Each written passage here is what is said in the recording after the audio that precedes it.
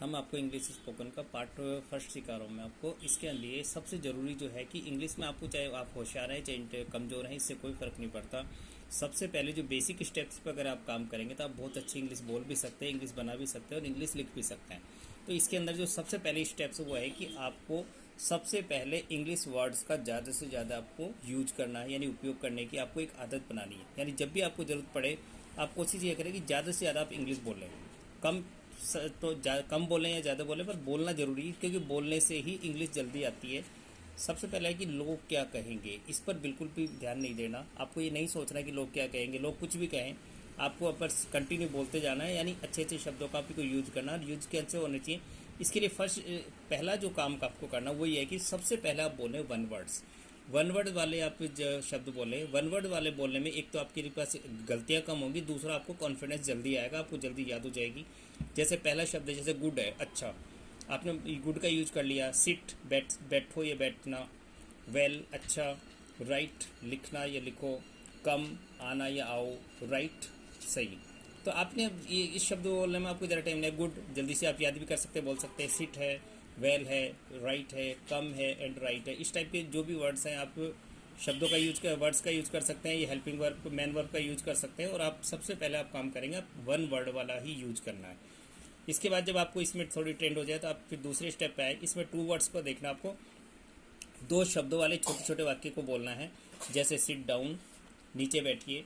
Learn it, take it, open it या open this. तो इसमें शॉर्ट में बोलने में आपको ज़्यादा परेशानी भी नहीं आएगी। दो शब्द हैं, सिट डाउन आप जल्दी से बोल देंगे। लर्न इट है, टेक इट है, ओपन इट है, इसको आप बोलते हैं। जब आप टू स्टेप्स वाले, टू वर्ड्स वाले आप अच्छी तरह बोलने लग जाए तो फिर आप तीसरे स्टेप पर आएंगे, आप थ्री वर्ड्स वाले। थ्री वर्ड्स वाले थोड़े से बड़े वाक्य होंगे, पर आप इसको इजीली बोल सकते हैं। इसमें आपके दो चीज़ आएंगे, इनको इम्पेरेटिव सेंटेंस भी बोलते हैं। ऑर्डर्स वाले सेंटेंस की बात करेंगे अपन पहले। आदेश की वाक्य, ऑर्डर्स यानी आदेश की वाक्य, इनको हमेशा मैन वर्ब की फर्स्ट फॉर्म से यूज करने से शुरुआत करनी है। जैसे read it now, read it now. Come in early, show the movies, cut the nails. अब आपने देखिए रीड इट नाउ, अब इसे पढ़ो। कम इन अर्ली, जल्दी जल्दी अंदर आओ। शो द मूवीज, फिल्म में दिखाओ। कट द नेल्स, नाखून काटो। तो ये बिल्कुल ईजी है, आप तीन तीन वर्ड्स के आराम से बोल सकते हैं। इसके बाद है रिक्वेस्ट। ऑर्डर्स और रिक्वेस्ट वाले में सिर्फ एक ही चीज़ है। रिक्वेस्ट वाले, रिक्वेस्ट या पोलाइट सेंटेंस जिनको बोलते हैं, प्रार्थना या विनम्रता के वाक्य। सेंटेंस में, सेंटेंस के शुरू में या अंत में आपको प्लीज यानी कृपया वर्ड का यूज करना है।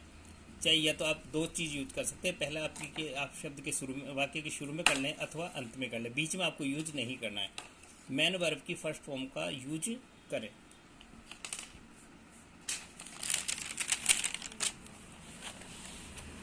अब इसमें कैसे बोलेंगे, जैसे कम इन प्लीज, कृपया अंदर आइए, या प्लीज कम इन। आप चाहे तो कम इन प्लीज बोल सकते हैं, इसको फर्स्ट में लगा सकते हैं, या फिर आप इसको लास्ट में लगा सकते हैं। जैसे पहले वाले वाक्य बनाया कम इन प्लीज, तो मैंने लास्ट में यूज किया।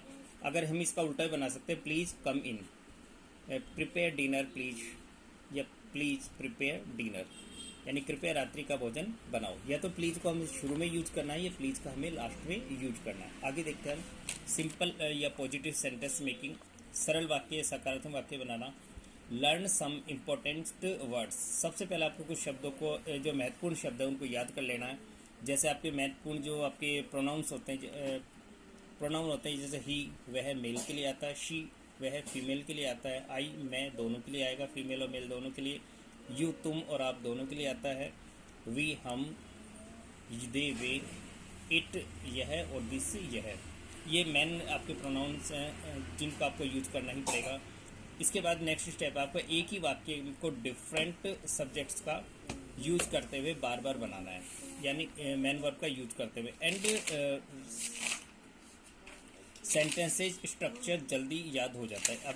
अब इसको यूज कैसे, जैसे एक ही वाक्य को आपने ही से बना दिया, इसी वाक्य को आपको आई से बना दिया, वी से बना दिया, दिस इट से बना दिया, शी से बना दिया, यू से बना देंगे आप, दे से बना देंगे, दिस से बना देंगे। तो एक ही वाक्य को आप बार बार बनाएंगे तो आपको स्पेलिंग्स भी याद हो जाएंगी, आपको सेंटेंस स्ट्रक्चर भी याद हो जाएगा, और आपकी बोलने की जो कॉन्फिडेंस है वो ज़्यादा हो जाएगा। नेक्स्ट आपके speak English words in daily use. ऐसे शब्दों का ज़्यादा से ज़्यादा आपको यूज करना है जो डेली में काम आए। ज़्यादा से ज़्यादा अंग्रेजी वर्ड्स का आपको उपयोग करना है। Speak with confidence, self confidence. जब आप लगातार बोलते जाएंगे तो बोलते बोलते आपके अंदर हमेशा आत्मविश्वास से बोलना। आपको गलतियाँ होंगी, ये नेचुरल चीज़ें सभी से होती हैं, पर आप उससे डरना आपको नहीं है बिल्कुल भी, और आपको लगातार काम करना है। Don't hesitate in speaking. आपको बोलते समय बिल्कुल भी झिझक नहीं करनी, यानी हिचकिचाहट, संकोच नहीं करना है। आपको लगातार कॉन्फिडेंस के साथ बोलना है। Always new words in always use new words in vocabulary. आपको हमेशा अपने शब्दकोश के अंदर नए नए शब्दों का यूज करना है। जैसे आज मान लो आपने 20 वर्ड याद किए, कल आप 20 वर्ड याद करें, तो जो आप याद करें उसको कंटिन्यू आप करते जाएं। How to speak words English. English बोलनी कैसे है? सबसे पहले हमें देखना है कि हम कोई सी भी लैंग्वेज बोले दुनिया की, सबसे पहले हम उसको सिंपल सिटी में जाए। हमें हार्ड वर्क नहीं करना, हमें स्मार्ट वर्क करना है। जितना हम ईजीएस्ट उसको बोलेंगे, जितनी शॉर्ट हम बोलेंगे उतना अच्छा रहेगा। Short questions making. सबसे पहले आपको छोटे छोटे प्रश्नों का निर्माण कराना है। Interrogative first. इंट्रोगेटिव फर्स्ट इनको बोलते हैं हिंदी में प्रश्नवाचक प्रथम। पहचान है इनकी। प्रश्नवाचक वाक्य प्रथम के सभी प्रश्न हमेशा क्या शब्द से शुरू होते हैं? क्या शब्द से शुरू होते हैं? स्ट्रक्चर कैसे बनेगा? हेल्पिंग वर्ब या मॉडल को हम शुरुआत में ले लेंगे, इसके बाद सब्जेक्ट यानी कर्ता आ जाएगा, फिर मेन वर्ब आ जाएगा, और ऐसे आगे आप प्लस प्लस करते आगे बढ़ सकते हैं। नोट। इन प्रश्नों यानी क्वेश्चंस में सभी मॉडल्स या हेल्पिंग वर्ब का अर्थ हमेशा क्या होता है? इन प्रश्नों का क्वेश्चंस में कभी भी WH वर्ड्स या हाउ वर्ड्स का यूज नहीं होता है, नहीं किया जाता। अब WH वर्ड्स में कौन से आएंगे? जो WH से शुरू होते हैं, जैसे आपके वाट, वाई, वेन, हु। और हाउ वर्ड्स में आते हैं जैसे हाउ से शुरुआत होने वाले word, how, how many, how much, how old, इस टाइप के वर्ड्स आएंगे। इन शब्दों का यूज होगा। इन बिगिनिंग, जब शुरुआत हम करें तो हमें 3 स्टेप्स पे काम करना है, यानी हमें शॉर्ट क्वेश्चंस का निर्माण करना है। स्ट्रक्चर है इसका, हेल्पिंग वर्ब मॉडल पहले आ जाएंगे आपके, इसके बाद सब्जेक्ट आ जाएगा, सब्जेक्ट के बाद मेन वर्ब, और मेन वर्ब के जस्ट बाद में आपको क्वेश्चन मार्क का यूज कर लेना है। यानी आपको शुरुआत में 3 स्टेप्स पर ही काम करना है। क्या वह एक घर बेचती है? तो क्या के लिए अपने डज आ गया, वह के लिए शी आ गया, बेचने के लिए सेल आ गया, और एक घर के लिए ए होम आ गया। क्या वह नहाती है? तो डज शी बेथ या does she take a bath. क्या हम खेलते हैं? Do we play. और लास्ट में आप क्वेश्चन मार्क लगा देंगे।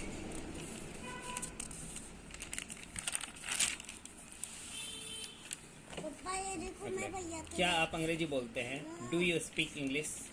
क्या हम एक आम तोड़ते हैं? Do we pluck a mango.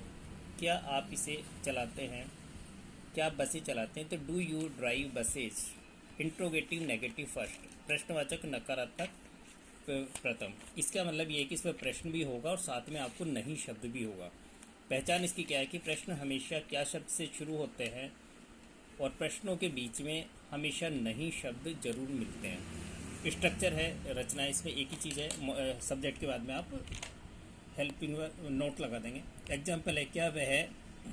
देखिए, helping verb model plus subject plus note plus main verb की फर्स्ट फॉर्म प्लस, ऐसे एक एक करके आप जोड़ते जाएंगे, आगे बन जाएगा। क्वेश्चन है नेक्स्ट आपके इंट्रोगेटिव नेगेटिव है, क्या वह नहीं सोती है? Does she not sleep. क्या वह फिल्में दिखाती नहीं है? इसमें क्वेश्चन भी हो गया, नहीं भी हो गया। Does she not show movies. क्या वे नए घर सजाती नहीं हैं? तो do they not decorate new houses. क्या हम किताबें पढ़ाते नहीं हैं? तो do we not teach books.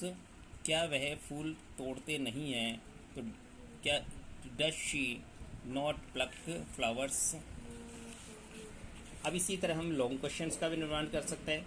Long question बड़े प्रश्न स्ट्रक्चर वही रहेगा, helping verb plus subject plus main verb plus object, और इसके बाद में आप जो भी है उसको जोड़ते जाए और लास्ट में क्वेश्चन मार्क लगा दें।